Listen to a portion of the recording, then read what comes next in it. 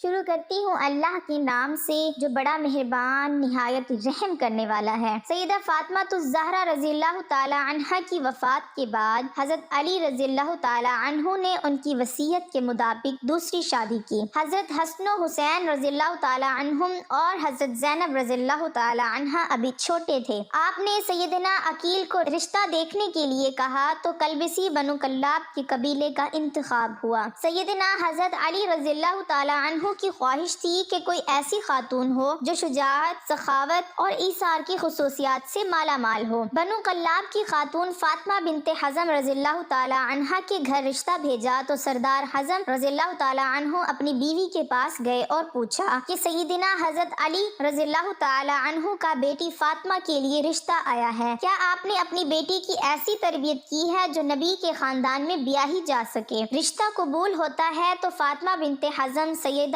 ام البنین رضی اللہ تعالی عنہا سیدنا حضرت علی رضی اللہ تعالی عنہ کے گھر جاتی ہیں تو سیدنا حضرت حسن و حسین رضی اللہ تعالی عنہم اور فاطمہ کو گلے لگا لیتی ہیں۔ سیدنا حضرت علی رضی اللہ تعالی عنہ سے درخواست کرتی ہیں کہ ان بچوں کے سامنے آپ مجھے کبھی فاطمہ مت کہیے گا، انہیں اس سے ان کی ماں یاد آ جائے گی۔ میں اس گھر میں ان کی ماں بن کر نہیں آئی بلکہ کنیز بن کر آئی ہوں، میرا یہ مقام نہیں کہ ان کی ماں کی جگہ لے سکوں۔ اس کے بعد آپ رضی اللہ تعالی عنہا نے انہیں بیٹا نہیں کہا بلکہ ہمیشہ مولا کہتی رہیں۔ ان کے 4 بیٹے ہوئے اس لیے انہیں ام البنین بھی کہتے ہیں، مطلب بیٹوں کی ماں۔ اپنے بیٹوں کو ہمیشہ حضرت حسن و حسین رضی اللہ تعالی عنہم اور حضرت علی رضی اللہ تعالی عنہ کی صرف اطاعت کا حکم دیا، ادب سکھایا اور کہا جو وہ کہیں بس حکم بجا لانا، بحث نہیں کرنی، یہ اہل بیت ہیں، ہم ان کے نوکر ہیں۔ 4 بیٹوں میں حضرت عباس ابن علی رضی اللہ تعالی عنہ، حضرت عبداللہ بن ابن علی رضی اللہ تعالی عنہ، حضرت جعفر ابن علی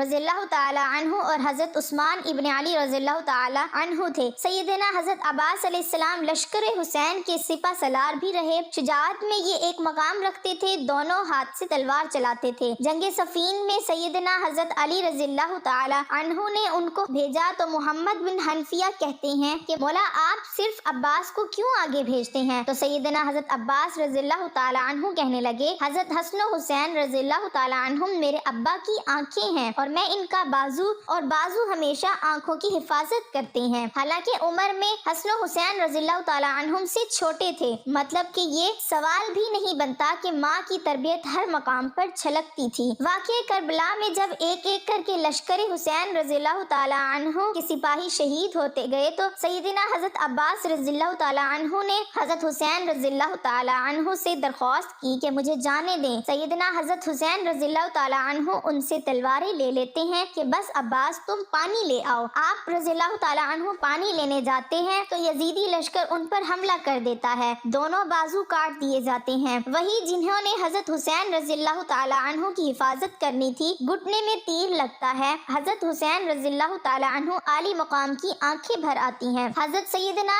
عباس رضی اللہ تعالی عنہ حضرت حسین رضی اللہ تعالی عنہ سے درخواست کرتے ہیں کہ میرے گھٹنے سے تیر نکال دیں، اور کہتے ہیں کہ مولا میری والدہ سے کہہ دیجئے گا کہ حضرت عباس رضی اللہ تعالی عنہ کے دونوں بازو نہیں تھے، اس لیے صرف آپ کو تیر نکالنے کا کہا۔ یہ وہ ادب تھا، وہ اطاعت تھی جو سیدہ ام البنین کی تربیت تھی، جنہوں نے ساری زندگی نبی کے اس گھرانے کی کنیز بن کر گزار دی۔ آپ رضی اللہ تعالی عنہ کے 4 بیٹے اس جنگ میں شہید ہو گئے۔ حضرت علی رضی اللہ تعالی عنہ کے 5 بیٹوں نے اس میں جام شہادت نوش کیا، جس میں 4 سیدہ ام البنین کے فرزند تھے، جو لشکر حضرت حسین رضی اللہ تعالی عنہ کا نہ صرف حصہ بنے بلکہ امام عالی مقام پر اپنی جان تک قربان کر دی اور ساری عمر کبھی زبان پر کوئی سوال نہ لائے۔ سیدہ ام البنین رضی اللہ تعالی عنہ کو جب بیٹوں کی شہادت کی خبر ملی تو کہا حضرت عباس رضی اللہ تعالی عنہ شہید ہوئے، حضرت جعفر رضی اللہ تعالی عنہ شہید ہوئے، حضرت عثمان رضی اللہ تعالی عنہ شہید ہوئے، حضرت عبداللہ رضی اللہ تعالی عنہ بھی شہید ہو گئے۔ فرمانے لگی سب چھوڑیں، میرے حسین رضی اللہ تعالی